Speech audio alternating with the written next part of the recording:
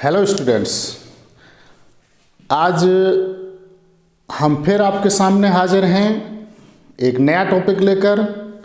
और आज हमारा टॉपिक है किरचॉफ के कानून, अर्थात वैद्युत परपथ संबंधी किरचॉफ के नियम। डियर स्टूडेंट्स, वैज्ञानिक गुस्ताव रॉबर्ट किरचॉफ ने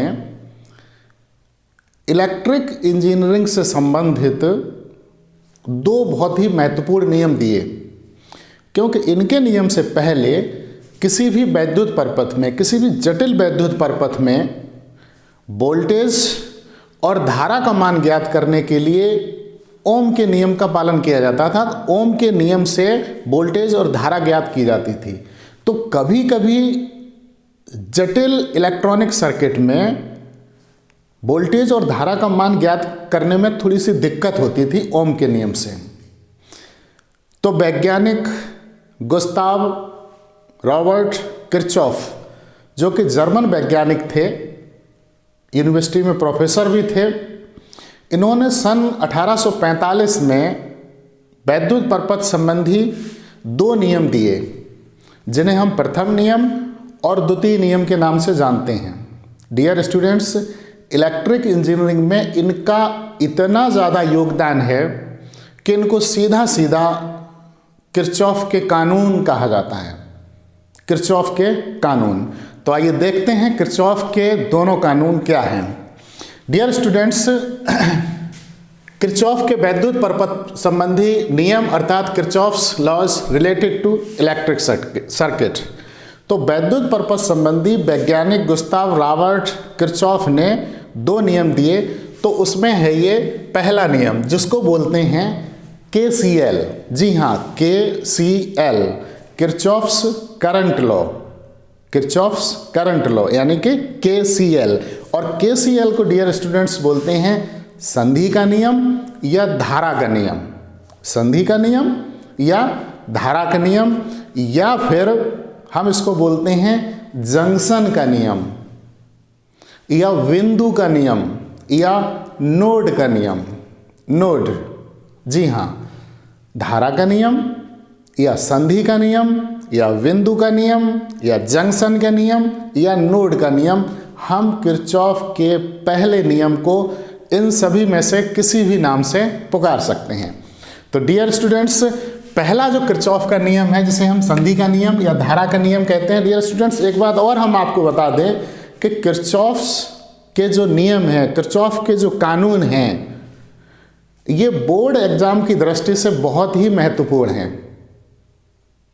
न्यूमेरिकल जो किरचॉफ के नियम पर आधारित हैं, वो भी बोर्ड परीक्षा की दृष्टि से महत्वपूर्ण हैं। तो देखिएगा, किरचॉफ का जो पहला नियम है संधि अथवा धारा का नियम। स्टूडेंट्स, इसके अनुसार किसी भी संधि पर, किसी भी जंक्शन पर, किसी भी नोड पर मिलने वाली समस्त धाराओं का बीजगणितीय योग शून्य होता है। जी हाँ, किसी भी संधि पर या किसी भी जंक्शन पर, किसी बिंदु पर, किसी नोड पर मिलने वाली समस्त धाराओं का बीजगणितीय योग शून्य होता है। अर्थात sigma i is equal to 0। और उसके लिए हमने ये चित्र बनाया है। इसमें जो ये बिंदु P है, ये नोड है, संधि, जंक्शन या बिंदु। यहाँ पर I1 धारा आ रही है, I2 जा रही है, I3 आ रही है, I4 जा रही है, I5 संधि की ओर आ रही है और I6 संधि से दूर जा रही है। संधि का प्रथम नियम, किरचॉफ का जो पहला नियम है, जैसे हम संधि का नियम या जंक्शन का नियम, बिंदु का नियम, धारा का नियम या नोड का नियम कहते हैं। 5 में से कुछ भी हम कह सकते हैं। तो उसके अनुसार किसी भी संधि पर मिलने वाली समस्त धाराओं का बीजगणितीय योग शून्य होता है, अर्थात sigma i is equal to 0। एक बात और हम बता दें स्टूडेंट्स, इस नियम का हम जब भी प्रयोग करेंगे तो एक चिन्ह पर पाटी है जिसका हम विशेष ध्यान रखेंगे। चिन्ह पर पाटी के अनुसार जो धाराएं संधि की ओर आ रही होती हैं उन धाराओं को पॉजिटिव, और जो धाराएं संधि से दूर जा रही होती हैं उनको हम निगेटिव लेते हैं। अर्थात संधि की ओर आने वाली धाराएं धनात्मक और संधि से दूर जाने वाली धाराएं ऋणात्मक। तो देखिए स्टूडेंट्स, इसमें जो I1 धारा है वो संधि की ओर आ रही है, इसको धनात्मक लेंगे। I2 धारा संधि से दूर जा रही है, ये निगेटिव होगी। I3 संधि P की ओर आ रही है, ये पॉजिटिव। I4 दूर जा रही है, निगेटिव। I5 आ रही है संधि की ओर, ये भी पॉजिटिव। और I6 निगेटिव। तो देखिए स्टूडेंट्स, I1 कैसी होगी? पॉजिटिव। I2 निगेटिव, ये जा रही है संधि की ओर, पॉजिटिव। ये संधि से दूर जा रही है, निगेटिव। I5 संधि की ओर आ रही है, पॉजिटिव। I6 संधि से दूर जा रही है तो ये निगेटिव। तो इसे हम इस प्रकार से लिखेंगे, I1 पॉजिटिव है, I2 संधि से दूर जा रही है तो माइनस I2, I3 संधि की ओर आ रही है तो प्लस I3, I4 संधि से दूर जा रही है तो माइनस का I4, I5 संधि P की ओर आ रही है तो प्लस का I5, और फिर देखिए I6 संधि से दूर जा रही है तो माइनस का I6 इज इक्वल टू 0। संधि की ओर जो धाराएं आ रही थी उनको हमने पॉजिटिव लिया, और जो धाराएं संधि से दूर जा रही थी उनको निगेटिव। अब देखिएगा, इसे हम इस तरीके से भी लिख सकते हैं, पॉजिटिव सारे इधर ही रखेंगे, निगेटिव उधर ले जाएंगे तो वो पॉजिटिव हो जाएंगे। I1 plus I3 plus I5 is equal to I2 हम उधर ले जाएंगे तो प्लस का I2 प्लस I4 और प्लस I6। I2, I4 और I6 ये दूर जा रही थी। ये सभी धाराएं संधि की ओर आ रही हैं और ये सभी धाराएं संधि से दूर जा रही हैं। इसे हम इस तरीके से लिख सकते हैं,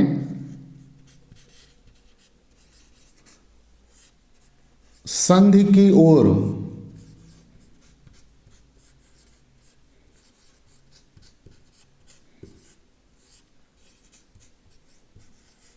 आने वाली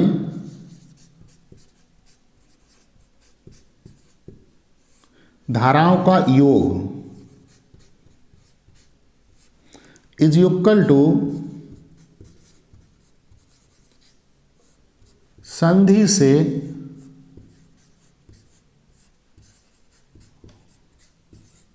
दूर जाने वाली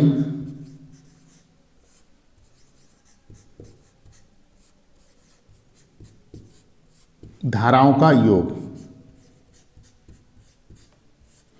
संधि की ओर आने वाली धाराओं का योग इक्वल टू संधि से दूर जाने वाली धाराओं का योग।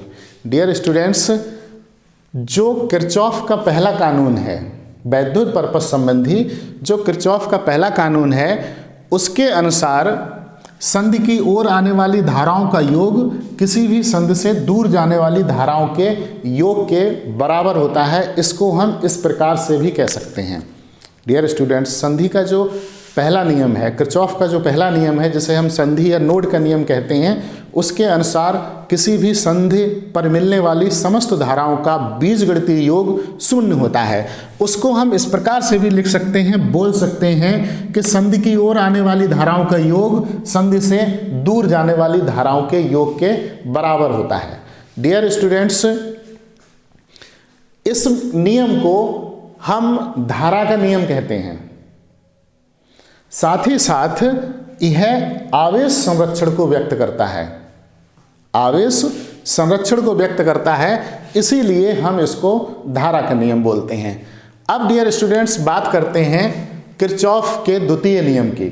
अभी तक बात हुई थी केसीएल की, किरचॉफ्स करंट लॉ, और अब बात करते हैं केबीएल की, अर्थात किरचॉफ्स वोल्टेज लॉ, इसे द्वितीय नियम कहते हैं। किरचॉफ का वैद्युत परपथ संबंधी दूसरा कानून या किरचॉफ का वैद्युत परपथ संबंधी दूसरा नियम, इसको डियर स्टूडेंट्स हम बोलते हैं वोल्टता का नियम या पास का नियम या लूप का नियम या विभवांतर का नियम या मैश का नियम। इस नियम के अनुसार किसी भी लूप या किसी भी घेरा के परितः विभवांतरों का बीजगणितीय योग शून्य होता है। अगर विभवांतर v1, v2, v3 dot dot dot कई हों तो v1 plus v2 plus v3 plus v4 equal to 0 होगा। इसे हम दूसरे तरीके से ऐसे भी कह सकते हैं कि किसी भी वैद्युत परपथ में प्रत्येक बंद पास के विभिन्न खंडों में प्रवाहित होने वाली धारा एवं उनके संगत प्रतिरोधों के गुणनफलों का बीजगणितीय योग बंद पास में कार्य करने वाले समस्त विद्युत वाहक बलों के बीजगणितीय योग के बराबर होता है। डियर स्टूडेंट्स, एक बार फिर समझिए, इसको हम दूसरे तरीके से इस प्रकार भी कह सकते हैं जिस तरीके से अपने इंटरमीडिएट की बुक्स में उपलब्ध है कि किसी भी वैद्युत परपथ में प्रत्येक बंद पास के विभिन्न खंडों में प्रवाहित होने वाली धारा, जी हाँ धारा, एवं उसके संगत प्रतिरोधों के गुणनफलों का बीजगणितीय योग परपथ में कार्य करने वाले समस्त विद्युत वाहक बलों के बीजगणितीय योग के बराबर होता है। अर्थात sigma IR is equal to sigma E। जी हाँ, sigma IR is equal to sigma E। जैसा कि दूसरा कानून है, दूसरे कानून के अनुसार किसी भी वैद्युत परपथ के प्रत्येक बंद पास में प्रवाहित होने वाली धारा एवं उसके संगत प्रतिरोध के गुणनफलों का बीजगणितीय योग परपथ में कार्य करने वाले समस्त विद्युत वाहक बलों के बीजगणितीय योग के बराबर होता है। अर्थात sigma IR is equal to sigma E। Dear students, इसका एग्जाम्पल सामने है। इस नियम की भी अपनी चिन्ह परपाटी है। जैसे प्रथम नियम जो पहला कानून है किरचॉफ का, उसमें जब हम संधि की ओर आते हैं तो चिन्ह धनात्मक और संधि से जब दूर जाते हैं तो चिन्ह ऋणात्मक लिया जाता है। उसी तरीके से डियर स्टूडेंट्स, किरचॉफ के दूसरे कानून का जब हम इस्तेमाल करते हैं तो इसकी चिन्ह परपाटी के अनुसार जब तक हम सर्किट में धारा की दिशा में चलते हैं, जी हाँ, जब तक हम धारा की दिशा में चलते हैं चिन्ह धनात्मक लेंगे और जब हम धारा के विपरीत चलेंगे चिन्ह को ऋणात्मक लिया जाएगा। जी हाँ, जब धारा की दिशा में चलेंगे तो चिन्ह धनात्मक और धारा के विपरीत चलेंगे तो चिन्ह ऋणात्मक लेंगे।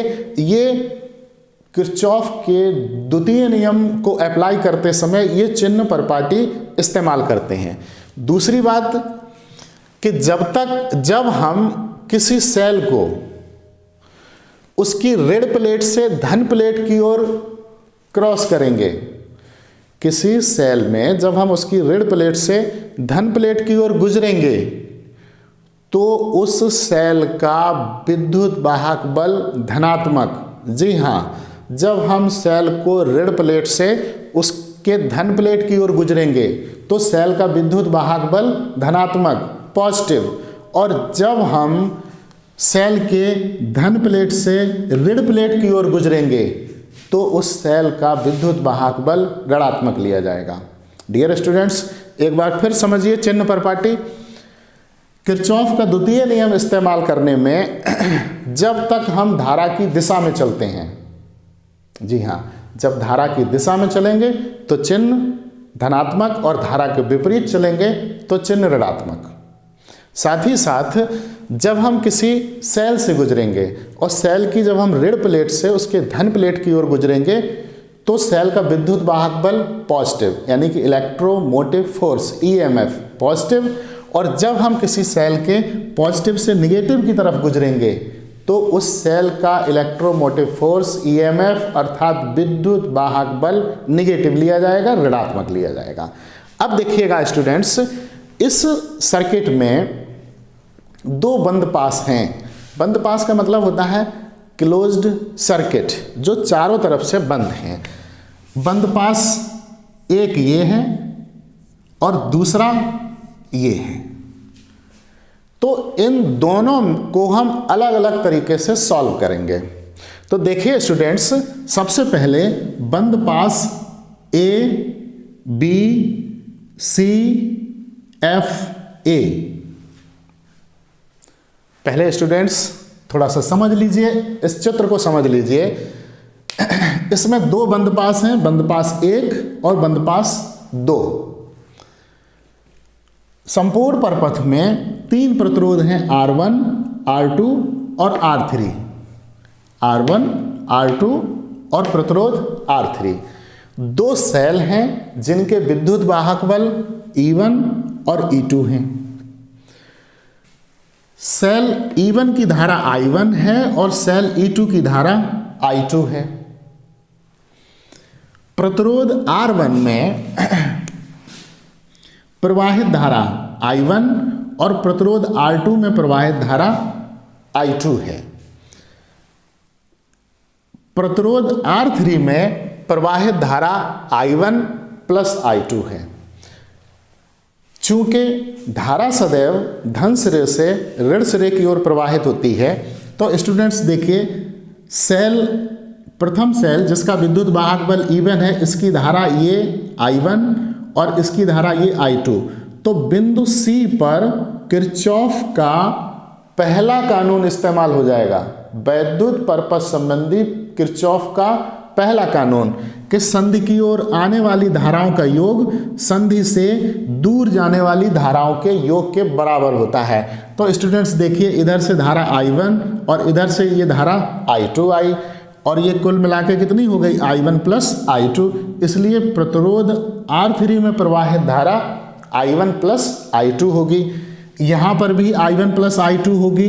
बिंदु F पर जाकर ये पुनः 2 भागों में डिस्ट्रीब्यूट हो जाएगी। प्रतिरोध R1 में धारा I1 और प्रतिरोध R2 में धारा I2 होगी।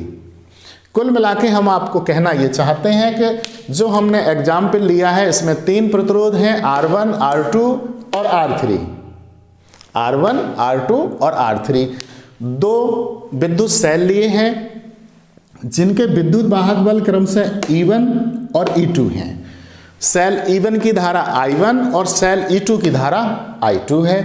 प्रतिरोध R1 में प्रवाहित धारा I1, प्रतिरोध R2 में प्रवाहित धारा I2 तथा प्रतिरोध R3 में प्रवाहित धारा I1 प्लस I2 है। 2 बंद पास हैं, बंद पास 1 और बंद पास 2।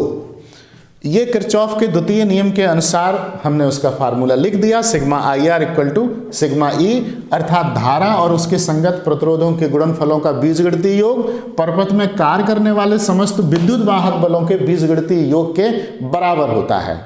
बहुत सरल है। तो बंद पास A B C F A में किरचॉफ के द्वितीय कानून से बंद पास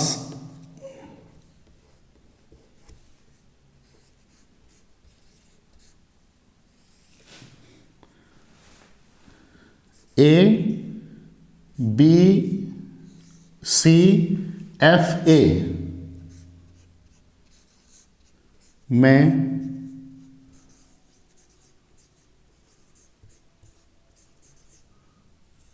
किरचॉफ के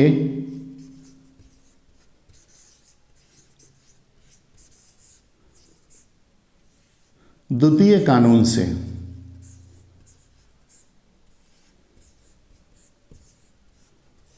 तो देखिए स्टूडेंट्स, अभी हमने बताया था चिन्ह परपाटी के अनुसार जब तक हम धारा की दिशा में चलेंगे, जब तक धारा की दिशा में चलेंगे, चिन्ह धनात्मक, धारा के विपरीत चलेंगे तब चिन्ह ऋणात्मक होगा। देखिए यहां से चल रहे हैं, यहां धारा कितनी है I1। चूंकि हम धारा की दिशा में चल रहे हैं, पहले A से B पर आएंगे, B से C पे, C से F पे, F से A पर। एक बात ध्यान रखेंगे, हम सिर्फ पहले राउंड में धारा और प्रतिरोध लेंगे। डियर स्टूडेंट्स, हम आपको बता दें, जब किसी भी वैद्युत परपथ में जब हम किरचॉफ के द्वितीय कानून का इस्तेमाल करते हैं तो एक बात हमेशा ध्यान रखते हैं कि हमें उस वैद्युत परपथ में, अर्थात उस सर्किट में, उस बंद पास में या उस पास में या उस लूप में या उस घेरे में या उस मैश में हमें 2 राउंड लगाने होते हैं, 2 बार चलना होता है। पहले राउंड में हम सिर्फ देखते हैं धारा और उससे रिलेटेड रेजिस्टेंस, यानी कि करंट और उससे रिलेटेड रेजिस्टेंस, यानी रेजिस्टेंस अर्थात प्रतिरोध और धारा। और दूसरे राउंड में देखते हैं सेल और उनके विद्युत वाहक बल। पहले राउंड में सिर्फ और सिर्फ क्या देखेंगे, धारा और उसके संगत प्रतिरोध, क्योंकि धारा और उसके संगत प्रतिरोध ही है। तो देखिए स्टूडेंट्स, अभी हम धारा की दिशा में चल रहे, A से B पे आएंगे। धारा है यहां पर कितनी, I1। धारा I1, तो हमने I1 लिख ली, और उसके संगत प्रतिरोध कितना है R1, तो हमने ये R1 लिख लिया, I1 इंटू R1। चूंकि हम धारा की दिशा में चल रहे हैं तो चिन्ह कैसा, पॉजिटिव।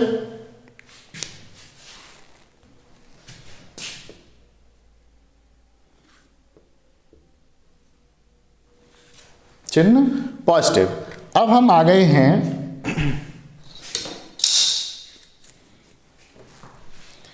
यहां पर, यहां से देखिए यहां पर आए और हमको जाना कहां है, लौट के A पर। यहां से जब हम इधर चले, धारा देखिए इधर आ रही और हम धारा के विपरीत जा रहे हैं, तो डियर स्टूडेंट्स चिन्ह कैसा हो जाएगा हमारा, निगेटिव। ये हमने निगेटिव चिन्ह लगा दिया। धारा कितनी है इसमें, I2, और इससे रिलेटेड रेजिस्टेंस कितना है, R2। अभी हम विद्युत वाहक बल नहीं देखेंगे किसी सेल का, हम अभी बता चुके हैं जब भी हम किरचॉफ के द्वितीय कानून का इस्तेमाल करते हैं, किरचॉफ के वैद्युत परपथ संबंधी दूसरे नियम का इस्तेमाल करते हैं डियर स्टूडेंट्स, तो एक बात हमेशा ध्यान रखते हैं कि किरचॉफ का द्वितीय नियम इस्तेमाल करने में हमें प्रत्येक बंद पास में 2 चक्कर लगाने होते हैं, 2 राउंड लगाने होते हैं। पहले राउंड में धारा और उसके संगत प्रतिरोध, और दूसरे राउंड में सेल के विद्युत वाहक बल। तो पहला राउंड, पहला बंद परपथ क्या था, A B C F A। फिर देखिए A B C F A। तो चूंकि सिग्मा IR बराबर सिग्मा E होता है, तो धारा और उसके संगत प्रतिरोध पहले चक्कर में, पहले राउंड में धारा I1 है और प्रतिरोध है R1, तो हमने लिख दिया I1 और उसके संगत प्रतिरोध R1, उनका गुणा।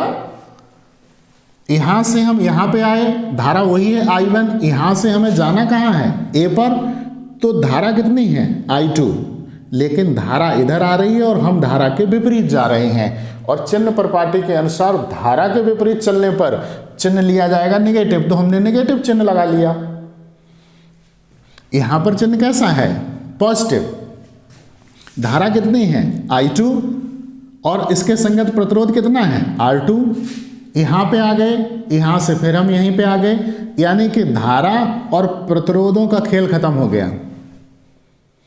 इतनी ही धारा है, इतने ही प्रतिरोध हैं, बराबर का हमने चिन्ह लगा लिया।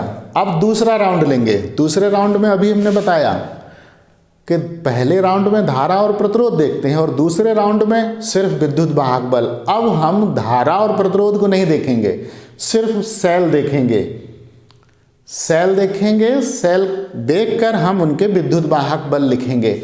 और दूसरा राउंड जब लेते हैं, जब हमें सेलों के विद्युत वाहक बल लिखने होते हैं स्टूडेंट्स, तब यदि हम सेल के ऋण प्लेट से धन प्लेट की ओर गुजर रहे हैं, जी हाँ, निगेटिव से पॉजिटिव की तरफ जा रहे हैं, उसके कैथोड से एनोड की तरफ जा रहे हैं, उसकी ऋण प्लेट से धन प्लेट की ओर जा रहे हैं, ऋण इलेक्ट्रोड से धन इलेक्ट्रोड की तरफ जा रहे हैं तो चिन्ह धनात्मक, और धन से ऋण की तरफ जा रहे हैं यानी कि धन प्लेट से ऋण प्लेट की ओर जा रहे हैं तो चिन्ह नेगेटिव। एक बात ध्यान रखते हैं, अगर इसको जैसे अगर आप भूलते हैं तो ये बात ध्यान रखिए कि सेल से जब हम गुजरेंगे तो जिधर को गुजरते हैं वही चिन्ह हो जाता है। धन से ऋण की तरफ जाएंगे तो चिन्ह ऋण, और ऋण से धन की तरफ जाएंगे तो चिन्ह धनात्मक। Very simple. अब हम फिर यहीं से चलेंगे A B C F A B C F A, लेकिन अब धारा प्रतिरोध नहीं देखेंगे, सिर्फ सेल।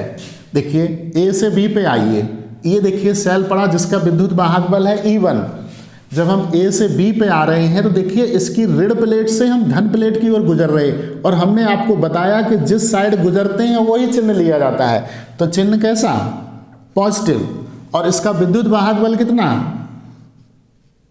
E1। Very simple. अब हम बी से कहाँ आए? सी पे, और सी से हम जाएंगे एफ पे, और एफ से कहाँ जाएंगे? ए पर। अब देखिए स्टूडेंट्स, जब हम सी से एफ पर जाएंगे तो रास्ते में देखिए ये सेल पड़ा जिसका विद्युत वाहक बल कितना है? E2। और हम आपको बता चुके हैं सेल की जिस प्लेट से हम जिस प्लेट की ओर गुजरते हैं, जिसकी ओर गुजरते हैं वही चिन्ह हो जाता है। तो इसको हम पॉजिटिव से निगेटिव की तरफ गुजर रहे, तो निगेटिव की तरफ गुजर रहे हैं तो चिन्ह कैसा? निगेटिव। और इसका विद्युत वाहक बल कितना? E2। बस हो गया।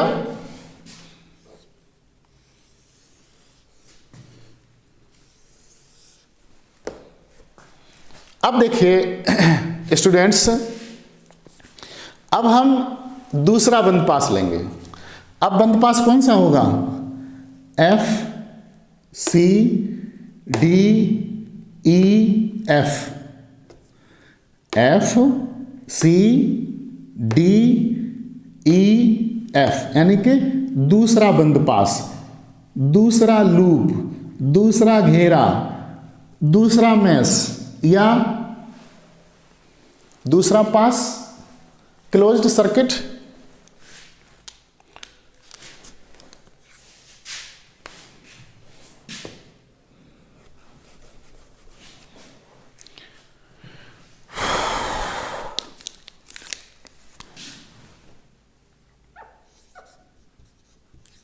बंद पास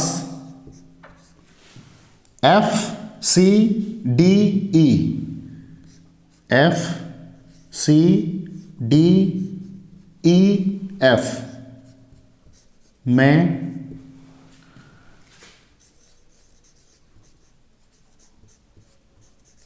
किरचॉफ के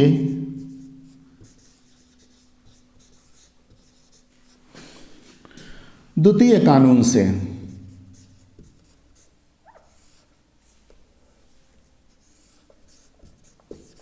तो देखिए स्टूडेंट्स, अभी हमने बंद पास ए बी सी एफ ए लिया था, और अब हम दूसरा बंद पास, दूसरा क्लोज्ड सर्किट, दूसरा घेरा, दूसरा लूप, दूसरा पास, दूसरा क्लोज्ड सर्किट, दूसरा मैश ले रहे हैं F C D E F. वही हमने लिखा F C D E F में किरचॉफ के द्वितीय कानून से, यानी कि वैद्युत परपथ संबंधी गुस्ताव रावर्ट किरचॉफ के द्वितीय नियम से। देखिए स्टूडेंट्स, सरल है बहुत। फिर वही बात कि जब हम धारा की दिशा में चलेंगे तो चिन्ह धनात्मक, और धारा के विपरीत चलेंगे तो चिन्ह ऋणात्मक। और किसी सेल का जब हम विद्युत वाहक बल लिखते हैं तो उसकी ऋण प्लेट से जब धन प्लेट की ओर गुजरते हैं तो चिन्ह धनात्मक, और धन प्लेट से ऋण प्लेट की ओर गुजरेंगे तो चिन्ह ऋणात्मक लिया जाएगा। स्टूडेंट्स, बहुत इजी है। बंद पास F C D E F. अभी हमने बताया था कि जब भी हम किरचॉफ के द्वितीय कानून का इस्तेमाल करते हैं, किसी भी लूप में, किसी भी घेरे में, किसी पास में, किसी बंद पास में, या किसी भी बंद परपथ में, या किसी क्लोज्ड सर्किट में, या किसी मैश में, तो हमें उसके 2 राउंड लगाने पड़ते हैं। और पहले राउंड में सिर्फ धारा और प्रतिरोध पर नज़र बनाए रखते हैं, सिर्फ धारा और प्रतिरोध यानी कि करंट एंड रेजिस्टेंस। और सेकेंड राउंड में सेल का इलेक्ट्रोमोटिव फोर्स अर्थात विद्युत वाहक बल। तो अभी हमारा सिग्मा आई आर बराबर सिग्मा ई है, तो पहला राउंड है, और पहले राउंड में सिर्फ धारा और प्रतिरोध यानी कि करंट एंड रेजिस्टेंस। तो देखिए करंट कितना है I2, तो हमने ये लिख लिया I2। चूंकि हम धारा की दिशा में चल रहे हैं तो चिन्ह कैसा, पॉजिटिव। इससे रिलेटेड रेजिस्टेंस कितना है, प्रतिरोध कितना है R2, तो I2 into R2, very simple. अब देखिए हम यहां से कहां चले आए, C तक। अभी हमें सेल नहीं देखना है, इसे दूसरे राउंड में इससे निपटते हैं। पहले राउंड में क्या, धारा और उसके संगत प्रतिरोध। तो हम धारा की दिशा में चल रहे थे तो चिन्ह धनात्मक, धारा है I2 और प्रतिरोध है R2, तो I2 इंटू R2। अब हम आ गए यहाँ तक। यहाँ पर देखिए स्टूडेंट्स धारा कितनी है I1 plus I2। I1 plus I2 हो कैसे गई ये भी देख लीजिए। ये जो बिंदु C है ये संधि है, जंक्शन, नोड, ये तो संधि की ओर आने वाली धाराओं का योग संधि से दूर जाने वाली धाराओं के योग के बराबर होता है। संधि की ओर आने वाली धाराओं का योग संधि से दूर जाने वाली धाराओं के योग के बराबर होता है। डियर स्टूडेंट्स, हम आपको एक बात और बता दें, संधि और जंक्शन का मतलब क्या होता है। आपने देखा होगा जैसे कोई ये रेलवे ट्रैक है और इस ट्रैक पर यहां पर अगर कोई स्टेशन पड़ती है, ये कोई स्टेशन है, रेलवे ट्रैक के पास स्टेशन होती है, कोई भी नगर होगा तो स्टेशन होगी, तो ये स्टेशन उस नगर के नाम से ही जानी जाएगी। लेकिन इस स्टेशन को जंक्शन नहीं कहते हैं। जंक्शन इस स्टेशन को हम तब कहने लगेंगे जब यहां से एक रेलवे ट्रैक इधर और चला जाए या इधर चला जाए, जब मतलब आने वाली और जाने वाली वन साइड इसी तरीके से हो तो वो जंक्शन नहीं है, तो साधारण स्टेशन है। अगर वहां सीधे सीधे कोई इधर चली गई रेलवे ट्रैक, कोई इधर चली गई, मतलब इधर उधर अगर रेलवे ट्रैक वहां से चले गए तो उस जगह को बोलते हैं जंक्शन, संधि। आप रेलवे स्टेशन अपने आसपास के देख लीजिएगा, कुछ तो साधारण नाम से रेलवे स्टेशन जाने जाते हैं, कुछ जंक्शन जाने जाते हैं। जैसे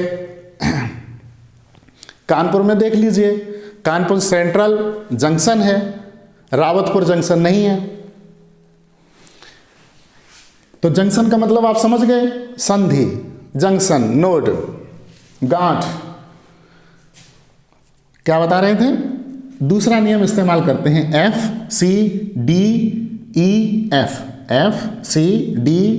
F किरचॉफ के द्वितीय नियम से सिग्मा आई आर बराबर सिग्मा ई। तो पहले राउंड में सिर्फ हम धारा देखेंगे और उसके संगत प्रतिरोध।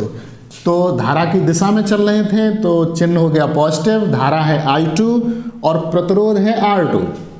अब हम यहां से कहां तक आ गए, यहां पर ये संधि है C, इधर से धारा I1 आई, इधर से धारा ये I2 आ रही है, और कुल मिला के यहाँ धारा कितनी हो गई I1 प्लस I2, बल्कि यहीं पर ये हो गई I1 प्लस I2, ये I1 plus I2। Okay students, अब यहाँ धारा कितनी I1 प्लस I2। खास बात ये है कि अभी भी हम देखिए धारा की दिशा में ही चल रहे हैं, धारा की दिशा में चल रहे हैं, बहुत अच्छी बात। तो हम चिन्ह कैसा लेंगे, पॉजिटिव, और धारा कितनी है I1 प्लस I2, तो I1 प्लस I2, और इससे रिलेटेड रेजिस्टेंस कितना है R3। अब हम लौट के यहीं पे पहुंच गए। अब ना कोई धारा और ना कोई प्रतिरोध, यानी कि किरचॉफ का द्वितीय कानून जब हम कहीं अप्लाई करते हैं तो 2 राउंड लगाते हैं प्रत्येक सर्किट के। पहला राउंड कंप्लीट हो गया, जिस पहले राउंड में सिर्फ हम धारा देखेंगे और उसके संगत प्रतिरोध देखेंगे। पहले राउंड में सेल और उसके विद्युत वाहक बल से हमें कोई मतलब नहीं, तो पहला राउंड यहां पे कंप्लीट हुआ। अब दूसरा राउंड किसके लिए? विद्युत वाहक बल के लिए। तो देखिए स्टूडेंट, दूसरे राउंड में F C D E F में फिर हम यहीं से चलेंगे और लौट के यहीं आ जाएंगे। अब क्या देखेंगे? सिर्फ सेल। दूसरे राउंड में सिर्फ सेल देखते हैं, और सेल को यदि हम उसके ऋण प्लेट से धन प्लेट की ओर क्रॉस कर रहे हैं तो चिन्ह पॉजिटिव, और धन से ऋण की तरफ जा रहे हैं तो चिन्ह निगेटिव, ऋणात्मक। तो देखिए अब हमें धारा और प्रतिरोध से कोई मतलब नहीं, सिर्फ सेल देखेंगे। देखिए यहां कोई सेल नहीं, ये देखिए सेल पड़ा, और इसे हम ऐसे आना चाहते हैं तो इसे हमने किधर से किधर क्रॉस कर रहे हैं? ऋण प्लेट से धन प्लेट की ओर, तो चिन्ह कैसा? पॉजिटिव। और इसका विद्युत वाहक बल कितना? E2। चलिए और आगे चलिए, देखते रहिए, कोई सेल तो नहीं डियर स्टूडेंट्स। अब इसमें कोई सेल नहीं है। जब कोई सेल नहीं तो उसका कोई विद्युत वाहक बल नहीं। इस तरीके से स्टूडेंट्स ये हो गया इसका दूसरा समीकरण, ये पहला और ये दूसरा समीकरण। इन दोनों समीकरणों को, इक्वेशंस को हल करके हम परिपथ में प्रवाहित धारा I1 और I2 के मान ज्ञात कर सकते हैं। डियर स्टूडेंट्स, किरचॉफ का जो दूसरा कानून है, वैद्युत परपथ संबंधी किरचॉफ का जो दूसरा नियम है, इसे हम वोल्टता का नियम कहते हैं, या विभवांतर का नियम, या पास का नियम, या लूप का नियम। साथ ही साथ जो किरचॉफ का दूसरा कानून है, यह ऊर्जा संरक्षण के नियम को व्यक्त करता है। पहला वाला आवेश संरक्षण को व्यक्त करता है। डियर स्टूडेंट्स, फिर एक बार समझ लीजिए किरचॉफ के दूसरे कानून। वैज्ञानिक गुस्ताव रॉबर्ट किरचॉफ, जो कि जर्मन वैज्ञानिक थे, इन्होंने सन 1845 में जटिल वैद्युत परपथ संबंधी 2 कानून दिए। जी हाँ, इनसे पहले ओम के नियम से इलेक्ट्रिक इंजीनियरिंग में जटिल परपथों में वोल्टेज और धारा ज्ञात की जाती थी। तो कभी कभी ओम के नियम से वोल्टेज और धारा ज्ञात करने में दिक्कत होती थी, लेकिन जब किरचॉफ ने अपने दोनों कानून दिए तो इलेक्ट्रिक इंजीनियरिंग में बहुत आसानी हो गई किसी भी संधि पर, किसी भी नोड पर धारा और वोल्टेज ज्ञात करने में। जो पहला वाला किरचॉफ का जो नियम है, पहला जो कानून है, उसके अनुसार किसी भी संधि पर मिलने वाली समस्त धाराओं का बीजगणितीय योग 0 होता है, अर्थात सिग्मा I बराबर 0। ये सिग्मा I बराबर 0। तो इसमें चिन्ह परिपाटी ये होती है कि जो धाराएं संधि की ओर आ रही हैं, हम उन धाराओं को धनात्मक लेते हैं, और जो धाराएं संधि से दूर जा रही हैं उनको हम ऋणात्मक लेते हैं। तो इसमें I1, I2, I3, I4, I5 और I6 धाराएं इस संधि की कुछ और आ रही थी और कुछ दूर जा रही थी। I1, I3 और I5 संधि की ओर आ रही हैं, I2, I4 और I6 संधि से दूर जा रही हैं। तो संधि की ओर आने वाली धाराएं जो हैं वो पॉजिटिव, और संधि से दूर जाने वाली निगेटिव। तो इस तरीके से हमने पॉजिटिव एक तरफ लिख ली थी, निगेटिव एक तरफ कर ली, तो वो बराबर हो गया। अर्थात इसे हम संधि के पहले नियम को ऐसे भी कह सकते हैं कि संधि की ओर आने वाली धाराओं का योग संधि से दूर जाने वाली धाराओं के योग के बराबर होता है। जो पहला वाला जो नियम है, संधि का नियम है, इसको हम KCL बोलते हैं। KCL, किरचॉफ्स करंट लॉ, और ये आवेश संरक्षण को व्यक्त करता है। डियर स्टूडेंट्स, जो KVL है, किरचॉफ्स वोल्टेज लॉ, यानी कि इसे वोल्टता का नियम, पास का नियम, लूप का नियम और भी कई तरीके से पुकारते हैं, हम बता चुके हैं आपको। इसके अनुसार किसी वैद्युत परपथ के प्रत्येक बंद पास में प्रवाहित होने वाली धारा और उसके संगत प्रतिरोधों के गुणनफलों का बीजगणितीय योग बंद पास में कार्य करने वाले समस्त विद्युत वाहक बलों के बीजगणितीय योग के बराबर होता है। अर्थात sigma IR equal to sigma E। इसके लिए हमने ये परिपथ बनाया, उसमें 2 बंदपास थे, ये बंदपास 1 और ये बंदपास 2, और दोनों में हमने किरचॉफ का नियम अप्लाई किया। किरचॉफ का नियम अप्लाई करने में हमेशा ये ध्यान रखते हैं कि जब तक हम धारा की दिशा में चलते हैं चिन्ह धनात्मक लेते हैं, धारा के विपरीत चलेंगे चिन्ह ऋणात्मक, और किसी सेल के जब हम ऋण प्लेट से धन प्लेट की ओर जाते हैं चिन्ह धनात्मक, धन से ऋण की तरफ जाएंगे चिन्ह ऋणात्मक। खास बात यह है कि इस नियम का इस्तेमाल करते समय हमें परपथ में क्लोज्ड सर्किट में बंद पास में लूप में हमें 2 राउंड लगाने होते हैं। पहले राउंड में धारा और प्रतिरोध देखते हैं और दूसरे राउंड में सेल और उसका विद्युत वाहक बल। इसको वोल्टता का नियम कहते हैं। ये ऊर्जा संरक्षण को व्यक्त करता है। इस तरीके से हम किसी भी वैद्युत परपथ में जो प्रवाहित धाराएं हैं उनको ज्ञात कर सकते हैं। डियर स्टूडेंट्स, आप हमारे चैनल को लाइक करते रहिए, कमेंट्स कीजिए, शेयर कीजिए, सब्सक्राइब तो कर ही लीजिए, और बोर्ड परीक्षा की दृष्टि से हम आपको बहुत ही महत्वपूर्ण जानकारी उपलब्ध कराएंगे। मिलते हैं आगे किसी नए टॉपिक के साथ। Thank you.